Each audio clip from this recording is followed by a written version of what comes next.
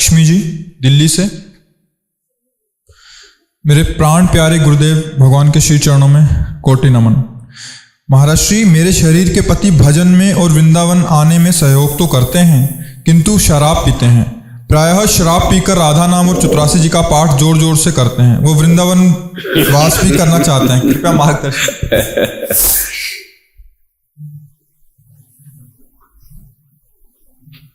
असत वस्तु को नहीं छोड़ पा रहे पर सत को पकड़ रहे हैं, इसलिए उनको हम प्रणाम करते हैं। असत वस्तु को ना छोड़ना उनकी आसक्ति और असमर्थता है, लेकिन सत वस्तु का आदर करना और सत वस्तु को स्वीकार करना ये उनका परम सौभाग्य है। वो ठीक हो जाएगा, उसमें अमंगल नहीं हो सकता।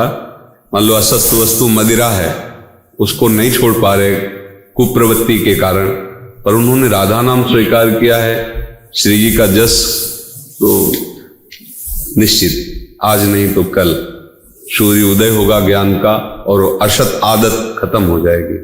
श्री जी बड़ी कृपालु है, किसी तरह प्रभु को पकड़े तो उनका सद्भाग्य है, उनका सौभाग्य है, कोई बात नहीं है।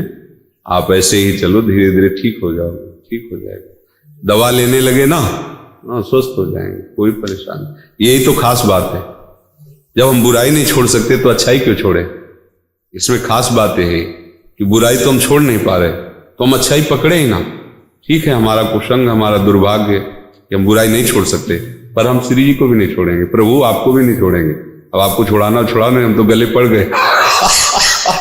ये भी एक भक्ति का अंग है, ये भी एक भक्ति का अंग, विशुद्ध नहीं कह सकते पर भक्ति का अंग है कि हम बुरे हैं, माना बुरे हैं, पर आपके हैं तो वो इतने सामर्थ्यशाली हैं, वो किसी भी रूप में आपको मुक्त करवा देंगे। जिस समय डॉक्टर पर्ची लिख के देगा ना कि अगर आप पिए तो गए, तो वही तो है, छुड़वा देंगे। कोई लोग कोई कारण बना देंगे, कोई न कोई विषय ऐसा रख देंगे, ठीक कर लेंगे। बहुत बढ़िया डॉक्टर है ठाकुर जी, पर ये प्रशंसनीय बात है कि वो निंदनीय है, निंदनीय नहीं छोड़ सकते, पर हम प्रशंसनीय को क्यों छोड़ दें, तो ये सौभाग्य है। कैस्यु पापी क्यों न हो, हरिवंश नाम जो ले, अलक लड़े तीरीज के, मैल खवाशी दे। धीरे धीरे सब ठीक हो जाएगा। बहुत से ठीक हो गए, बहुत से ठीक हो गए, बहुत से पतित महात्मा बन गए, केवल पकड़ा भगवान को। कोई महात्मा बन के भगवान को थोड़ी पकड़ता है, नहीं, भगवान को पकड़ने के बाद महात्मा बनता है।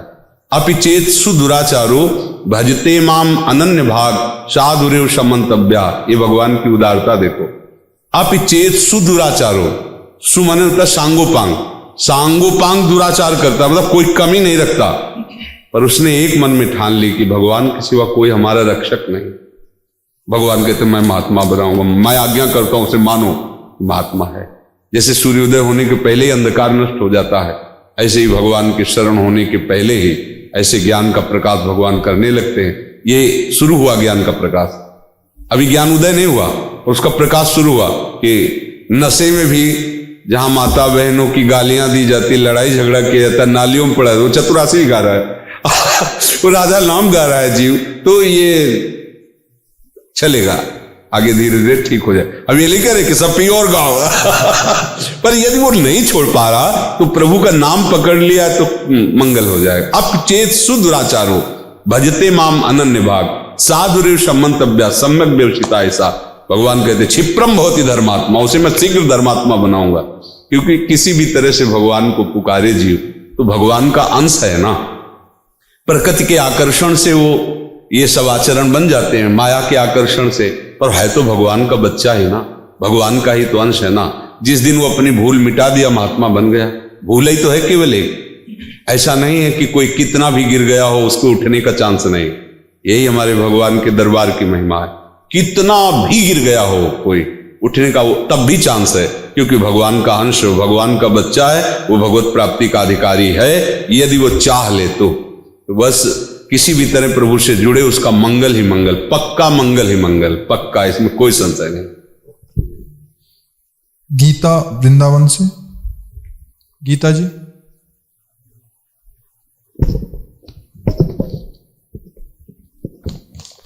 रविकांत नामदेव। श्री राधा वल्लभ लाल की कृपा से फेसबुक द्वारा आपके दर्शन व नाम महिमा सुनी, तब से श्री राधा नाम की शरण में हूँ। मैं पूर्ण श्रद्धा, निष्ठा व विश्वास से आपकी शरण आया हूँ। आपकी आज्ञा व अनुशासन में रहते हुए इसी जन्म में भगवत प्राप्ति करना चाहता हूँ।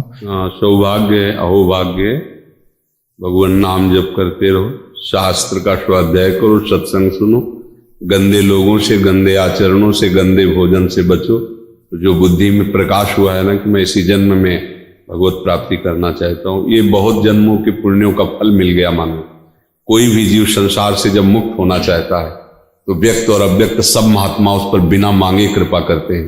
अगर वो कृपा न करे तो अपने लोग चल ही नहीं सकते इस मार्ग में, क्योंकि प्रभु को देखा नहीं, केवल उनकी बात सुनकर पूरा विश्व का भोग त्याग करके हर कष्ट सहते हुए चल रहे हैं। इसमें महात्माओं की कृपा होती है। जो अव्यक्त सिद्ध महापुरुष है वो धैर्य देते हैं, वो कृपा करते हैं, वो हमें घसीटते हैं।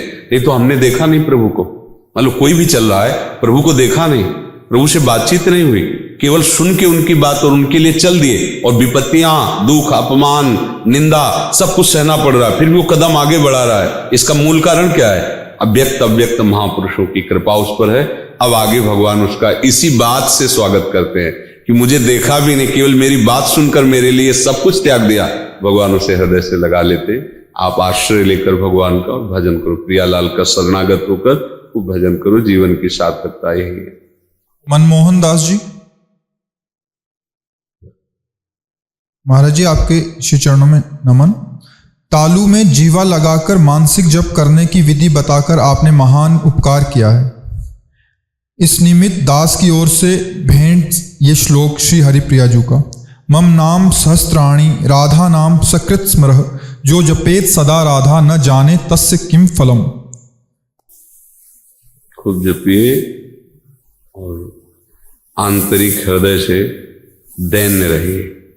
ये कृपा से होता है, अपना कोई बल नहीं। कहीं अपना बल जागृत हो गया तो ये रुक जाएगा। अहम से भजन मार्ग रुक जाता है, दैन्यता से भजन मार्ग प्रकाशित होता है।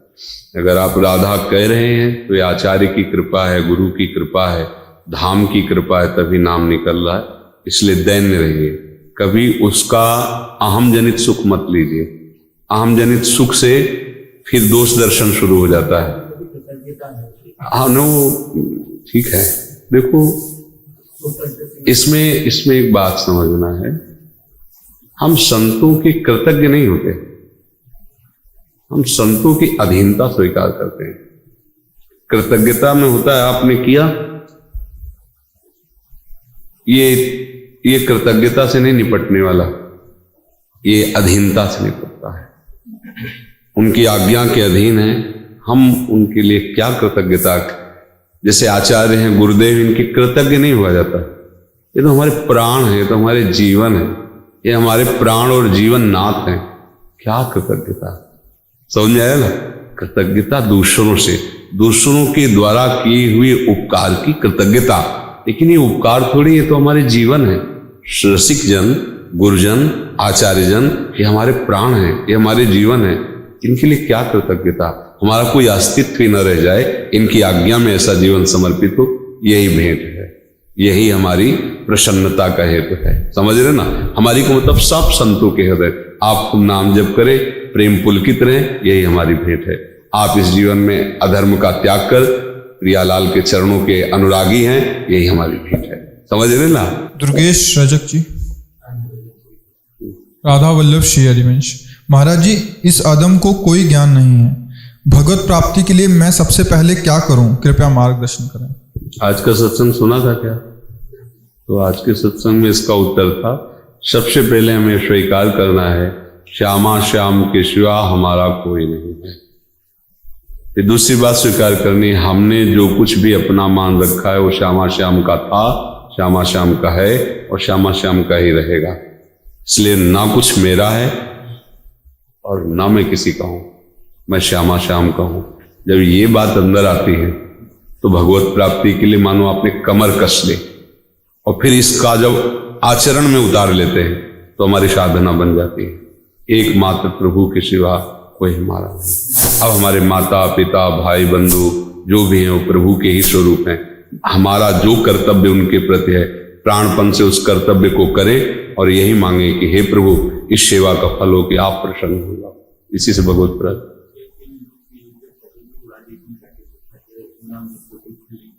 नाम जप का यही फल मिलता है कि गुरु चरणों में हमारी पहुंच हो जाती है। जैसे हम क्या जाने कौन गुरु है हमारे, हम क्या जाने कि हमें कहाँ जा करके उपदेश लेना चाहिए, तो हम पहले नाम जप शुरू करते हैं। तो नाम जिनका शुरू करते हैं वो गुरुदेव ही है, जगत गुरु भगवान श्री हरि। उनका जब नाम जप करते हैं तो वही हमें कृपा करके जिस रूप में स्वीकार करना होता है वहां पहुंच जाते हैं। नाम जप का फल हुआ गुरुदेव की प्राप्ति, और गुरुदेव की प्राप्ति का फल हुआ नाम की आसक्ति। अब जी नहीं सकते नाम के बिना। ये कहते नाम बेकार हो गया तो बिल्कुल गलत बात है, किसी की बात मत मानना। नाम अविनाशी सच्चिदानंद में कभी बेकार नहीं हो सकता, कभी बेकार नहीं हो सकता, कभी किसी की ताकत नहीं। एक बार बोला राधा और इसको कोई नष्ट कर दे, ऐसा कोई पाप नहीं, ऐसा कोई कर्म नहीं, ऐसा कोई देवता नहीं। यह अमोघ अविनाशी सच्चिदानंदमय, समझ रहे हो।